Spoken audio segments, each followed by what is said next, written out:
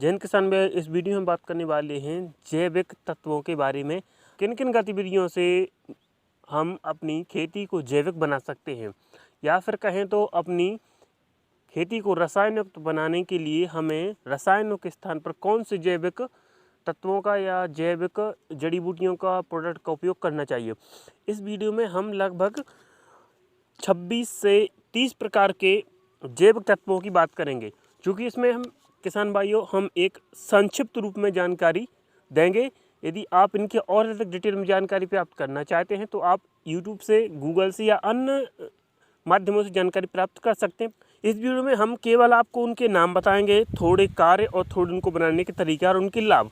बाकी उनकी अधिक डिटेल आप यूट्यूब से प्राप्त कर लें। आपको एक नॉलेज हो जाएगा कि हम जैविक खेती की ओर कैसे बढ़ सकते हैं, क्योंकि अभी किसान भाइयों के पास एक विकल्प नहीं है कि हम रसायनों का त्याग कैसे करें, लेकिन हम इसमें एक तरीका या कहें तो प्रबंध करेंगे जिससे हम जैविक खेती की ओर बढ़ सकते हैं और आसानी से बढ़ सकते हैं।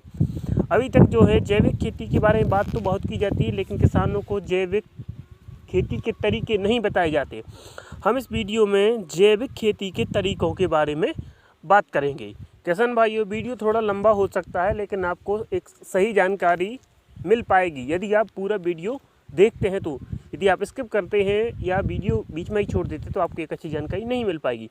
आप वीडियो को पूरा देखें ताकि आपको पूरी डिटेल में अच्छे से जानकारी मिल सके। क्योंकि सबसे पहले हमारी लिस्ट में है सोयाबीन। सोयाबीन के पेस्ट से हम अमीनो एसिड बना सकते हैं। सोयाबीन को आप किसी मिक्सी में डाल के पीस लीजिए और 5 लीटर पानी मिलाकर उसको लगभग 1 महीने तक सड़ाएं, और उस 5 लीटर को आप लगभग 1 एकड़ में स्प्रे कर दें, या फिर चाहें तो मिट्टी के साथ या रेत के साथ आप उसको खेत में मिट्टी में अंतिम जुताई के पहले खेत में बिखेर दें। दूसरा है शैम्पू। शैम्पू एक कहें तो है तो केमिकल, लेकिन इसका खर्च बचाने के लिए किसान भाइयों द्वारा चिपको के रूप में उपयोग किया जाता है।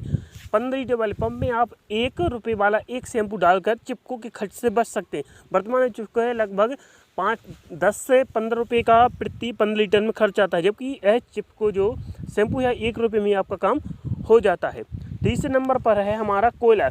कोयले को पीसकर किसान भाइयों द्वारा 5 से 10 किलो खेत की मिट्टी में मिला दिया जाता है। चाहे तो आप इसको अपने डीएपी के साथ, यूरिया के साथ खेत में छिड़क सकते हैं। जो हमारी लकड़ी का कोयला होता है, इसको आप अच्छी तरह से बारीक पीसकर खेत में जुताई के समय डाल दीजिए या निदाई के गुड़ाई के समय डाल दीजिए। इससे आपके खेत की जो है कार्बन बढ़ जाती है। यदि आप इसका स्प्रे करना चाहते हैं तो उसके पहले अच्छी तरह से जानकारी प्राप्त करें।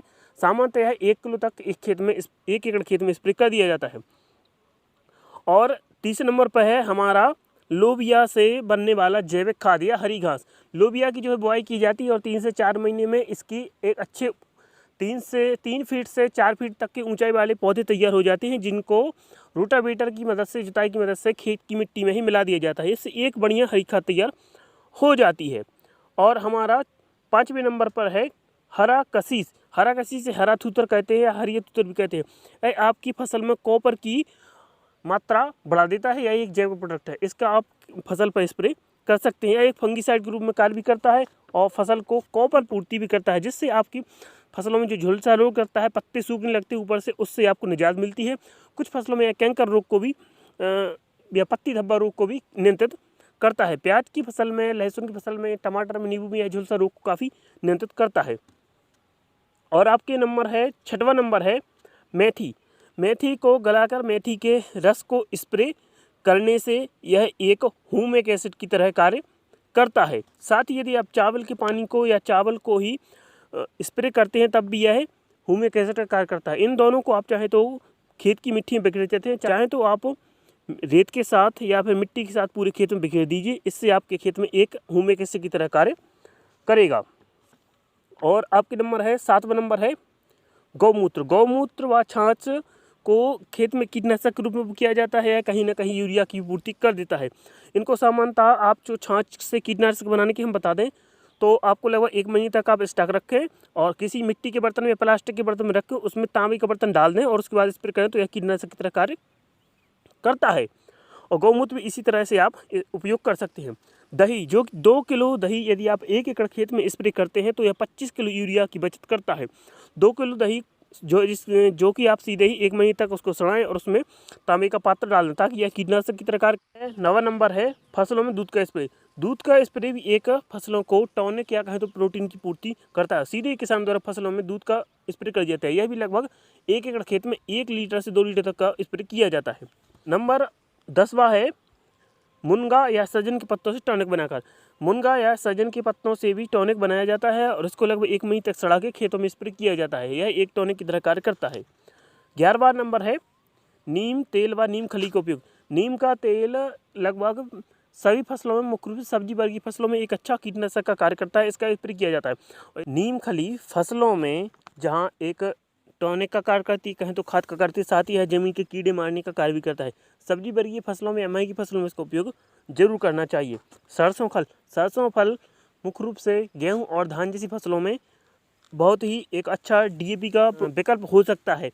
और अगर पहले हम नीम खली की बात करें तो आपको 10 किलो प्रति एकड़ के आधार पर उपयोग करना चाहिए। सरसों खल जो कि आपको 10 से 12 किलो प्रति एकड़ उपयोग करना चाहिए। सरसों खल मुख्य रूप से उन फसलों में ज़्यादा लाभ देता है जिनमें ज़्यादा सिंचाई होती है। और अगले 14वें नंबर की बात करें तो कंजी के तेल का उपयोग। कंजी का तेल निकाल कर इसका भी फसलों पर स्प्रे किया जाता है। यह भी एक फफूंदनाशक का कार्य करता है। और कंजी के खल का भी, जो कंजी खल होता है उसका भी फसलों में खाद के रूप में उपयोग किया जाता है। 15वां नंबर है गुड़ का उपयोग। गुड़ फसलों पर एक अमीनो एसिड का कार्य करता है। साथ ही यह फसलों में परागण प्रक्रिया तेज करता है क्योंकि इससे मधुमक्खियाँ ज़्यादा आकर्षित होती हैं। इसको जो है फ्लावरिंग के स्टेज पर फसलों पर स्प्रे किया जा सकता है। सामान्यतः 1 एकड़ में 1 किलो को स्प्रे किया जा सकता है। और 16वां नंबर है फिश ऑयल। फिश ऑयल कहें तो यह मछली के शरीर से निकला हुआ तेल होता है। इसका भी एक फंगीसाइड के रूप में होता है। और जो है ब्राउन मिल कहते हैं एक तरह से, जो मछलियों या कसाई खानों से जो हड्डियाँ निकलती हैं उन हड्डियों से एक खाद बनाया जाता है। उसका भी फसलों में खाद के रूप में उपयोग किया जाता है। 17वां नंबर है समुद्री घास से बना हुआ खाद। समुद्री घास से बना हुआ समुद्री घास जो होती है उससे बने हुए टॉनिक भी उपयोग किया। जैसे इसमें सबसे अच्छा सरकारी कंपनी इफ़को का सबसे अच्छा प्रोडक्ट सागरिका है। यह सबसे सस्ता भी और काफ़ी लाभ करता है। इसका हमने स्वयं उपयोग किया है। आप भी इसका सभी फसलों में फूल आने से पहले या फूल आने तक उपयोग कर सकते हैं और इसका खर्च भी सबसे कम है। और आगे 18वें नंबर की बात करें तो फसलों पर शराब का स्प्रे। सब्जी वर्गीय फसलों में शराब का स्प्रे कीटों को मारने के लिए और क्लोरोफिल बढ़ाने के लिए उपयोग किया जाता है। 19वां नंबर है चूने का उपयोग। 1 किलो चूना 1 एकड़ में स्प्रे किया जाता है। 1 किलो चूने का 1 एकड़ में स्प्रे किया जाता है। यह आपकी फसलों में कैल्शियम की मात्रा को, कैल्शियम की पूर्ति करता है, जो कि चूना वही होता है जिसको सामान्यतः खाने में उपयोग किया जाता है। 20वां नंबर है लहसुन मिर्च तंबाकू से बना कीटनाशक। लहसुन मिर्च और तंबाकू से कीटनाशक बनाकर भी इसका उपयोग किया जाता है। सामान्यतः 1 एकड़ के लिए 1 किलो मिर्च, 1 किलो लहसुन, 1 किलो तंबाकू को पानी में गलने के लिए लंबे समय तक रखती थी। इसमें नीम के पत्ते मिला दिए जाते हैं, बेशरम के, अरंडी के, ऐसे बहुत से ऐसे प्रोडक्ट मिलाए जाते हैं, ऐसे जड़ी बूटियाँ या पौधे मिलाए जाते हैं जिनको पशु नहीं खाते। उन सभी पौधों को मिलाकर एक अच्छा कीटनाशक बनाकर फसलों पर स्प्रे किया जाता है। और 21वां नंबर है प्याज, केला आदि के छिलकों से उपयोग। प्याज, केला आदि के छिलकों का भी टॉनिक बनाकर या कहें तो इनका रस निकालकर फसलों पर स्प्रे किया जाता है। प्याज के छिलके पोटास की पूर्ति करते हैं। केला भी एक टॉनिक, केले के छिलके भी टॉनिक की पूर्ति करते हैं। और 22वां एक हम बीच में प्रोडक्ट छूट गया है, उसके पहले बता दें कि जो आपके केले के डंठल होते हैं, केले की जो खेत में फसल होती है उनको खेत में मिट्टी मिला दिया जाता है रोटावेटर की सहायता से। यह भी एक अच्छी खाद का कार्य करता है। और अगला 22वां नंबर है नमक का स्प्रे। नमक का स्प्रे 19 के साथ मिलाकर फसलों में किया जाता है। कुछ लोग सीधे ही कर देते हैं, परंतु हम इसकी आपको सलाह नहीं दें क्योंकि इससे आपकी मिट्टी खराब हो सकती है। और नमक को उपयोग प्रकार से कहें तो प्याज में फसलों में जो गर्मी होती है उसको दूर करने के लिए उपयोग किया जाता है। कीटनाशक के रूप में उपयोग किया जाता है। यूरिया का भी थोड़ा थोड़ा विकल्प यह कार्य कर देता है, परंतु हम इसकी आपको सलाह एडवाइस नहीं देंगे। 23वां नंबर है ग्लूकोज का स्प्रे। यदि आपकी फसल में किसी खरपतवार नाशक का या कीटनाशक का अधिक स्प्रे हो गया है जिससे आपकी फसल खराब हो रही है, आप उसके असर को कम करना चाहते हैं, तब आप ग्लूकोज, जो कि खाने वाला होता है, एनर्जी वाला होता है, इसका ग्लूकोज डी का स्प्रे किया जाता है। 15 लीटर में आप 40 ग्राम का उपयोग कर सकते हैं। क्योंकि यदि आप कि फसलों पर कोई कीटनाशक अधिक मात्रा में गिर गया है, गलती से गिर गया है, आपकी फसलों पर खरपतवार नाशक का अधिक मात्रा में स्प्रे हो गया है या गलती से हो गया है, तब उसके लिए भी अन्य प्रोडक्ट आते हैं जिसको आप यूट्यूब पर गूगल पर सर्च कर सकते हैं ताकि आपकी फसल को हानि होने से आप बचा सकें। अगला 24वां नंबर है चाय की पत्ती को पकाकर रस। चाय की पत्ती से बनाकर टॉनिक का उपयोग करना। चाय की पत्ती भी एक टॉनिक का कार्य करती है। इसमें आपको चाय की जो लगभग 1 एकड़ के लिए 1 किलो चाय की पत्ती को पानी में पकाया जाता है, उसमें किसी प्रकार के शक्कर या दूध का उपयोग नहीं किया जाए। इस रस को छान के फसलों पर स्प्रे किया जाता है। 25वां नंबर है लकड़ी की राख। लकड़ी की राख भी एक कीटनाशक का कार्य करता है। इसको पत्तों के ऊपर भुरक दिया जाता है जिससे उसमें फंगस नहीं लगती। इसको खेतों में भी सीधा भुरका किया जाए तब भी जमीन के कीड़े मारने का यह कार्य करती है और यह एक अच्छा खाद का कार्य कर सकती है और पुराने समय से इसका उपयोग किया जा रहा है। इसलिए राख को आपको यहाँ वहाँ नहीं फेंक कर आप खेतों में ही डालना चाहिए।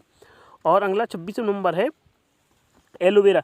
एलोवेरा के साथ गुड़ मिलाकर इसका फसलों पर स्प्रे करने से यह टॉनिक का करता है। साथ ही फसलों में यह फ्लावरिंग कहें तो फूलों को बढ़ाने में भी कार्य करता है। किसान भाइयों कुछ ऐसी जानकारी जो कि हमने आपको काफ़ी संक्षिप्त में और शॉर्ट में इसकी जानकारी दी है। आप इनकी अधिक जानकारी यूट्यूब से, गूगल से या अन्य ऐप्स के माध्यम से प्राप्त कर सकते हैं, पत्र पत्रिकाओं से, अखबार से प्राप्त कर सकते हैं। यदि आपको हमारे वीडियो पसंद आए तो लाइक करें, शेयर करें और हमारे चैनल को सब्सक्राइब करें या फिर हमारे अन्य किसान भाइयों के साथ फेसबुक पर, व्हाट्सएप पर शेयर करें ताकि हमारे अन्य किसान भाइयों को जैविक प्रोडक्ट की जानकारी मिल सके। जय हिंद।